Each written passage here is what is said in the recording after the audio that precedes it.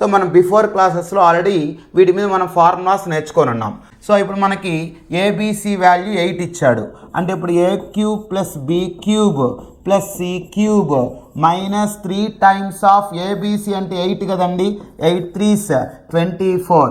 A plus B plus C value 4 into A plus B plus సిని square చేయాలి అంటే 4 square minus 3 times of AB plus BC plus CA 3 అని ఇచ్చాడు. So ఇప్పుడు మనకి ఇక్కడ ఒకసారి గమనిస్తే 4 ఇంటూ 16 మైనస్ 9 కదండి. 16 మైనస్ 9 వచ్చి 7 7 4s 28. ఇప్పుడు A cube plus B cube plus C cube equal to ఈ 24 రైట్ సైడ్కి వస్తే 28 ప్లస్ 24 దట్ ఈక్వల్ టు 52 అనేది ఆన్సర్ అవుతుంది. ఈ ప్రాబ్లం మీరు వర్క్ చేసి కామెంట్ రూపంలో ఆన్సర్ తెలియచేయండి. Okay, thank you.